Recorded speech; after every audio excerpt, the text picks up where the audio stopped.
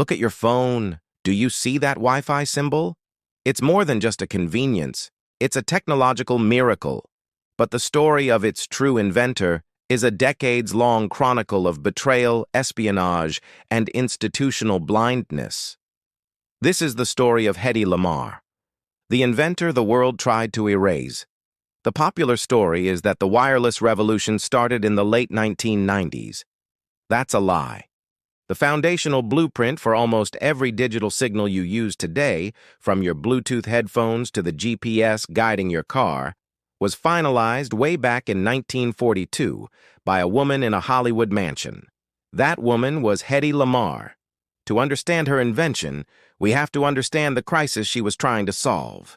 Before she was a Hollywood star, she was Hedwig Kiesler, the wife of an Austrian arms manufacturer with deep ties to the rising Nazi regime. She wasn't just a trophy wife, she was a spy at her own dinner table. She listened intently as military officials discussed their biggest problem: how easily their radio-guided torpedoes were being jammed and rendered useless. This wasn't just idle conversation. This was espionage disguised as dinner talk, and Lamarr was taking meticulous mental notes. After a dramatic escape from her controlling husband and the encroaching war in Europe, she landed in America. She wasn't just seeking stardom. She was desperately seeking a way to fight the very war she had fled. This secret desire to contribute to the Allied cause led her away from the studio lights and into a clandestine partnership with a very unlikely collaborator, George Antheil, an eccentric, avant-garde composer. It was a bizarre but brilliant meeting of minds, a fusion of high-stakes science and synchronized art. Lamarr provided the core concept. If you can't track a signal, you can't jam it. The signal had to keep moving, hopping from one frequency to another. Antheil, a composer known for synchronizing multiple-player pianos, provided the mechanical analogy.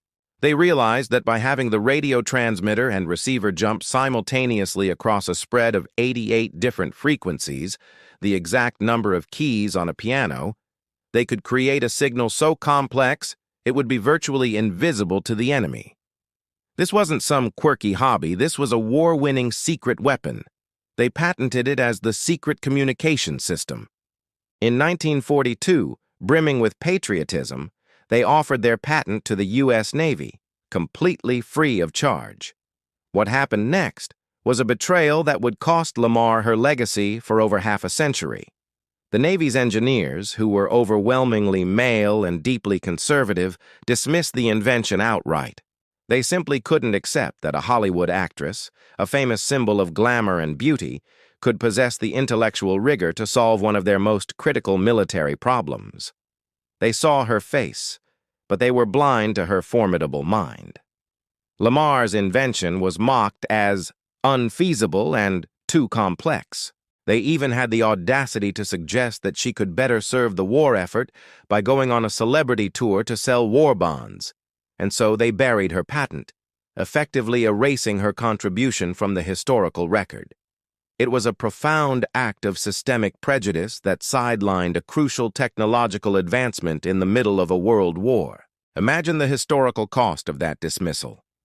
For decades, Hedy Lamarr struggled, a certified genius whose brilliance was recognized only by her own reflection in the mirror.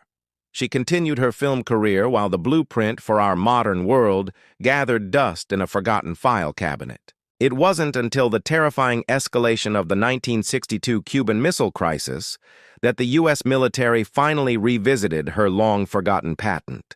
The need for secure, unjammable communication was suddenly paramount, and all at once, the impossible idea of frequency hopping was recognized for what it was: a brilliant, elegant solution. The technology was declassified and quietly integrated into military systems. By the 1980s and 90s, the civilian applications exploded.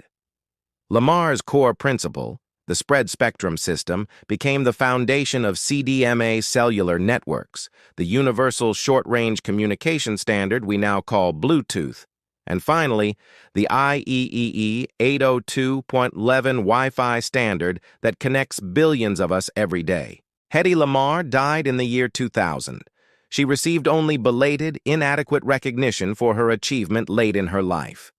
And in a final, crushing irony, she never earned a single dollar from the multi-trillion-dollar industry built entirely upon the idea she gave away for free.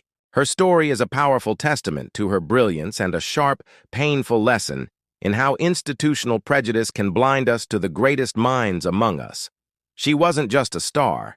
She was the architect of our digital age, a silent, powerful, and utterly essential frequency hidden beneath all the noise. The truth is, your world runs on a Hollywood secret, and the price of that secret was Hedy Lamarr's legacy. Thank you for watching. If you found this story as incredible as we did, please like this video and follow EpochFrame for more hidden histories.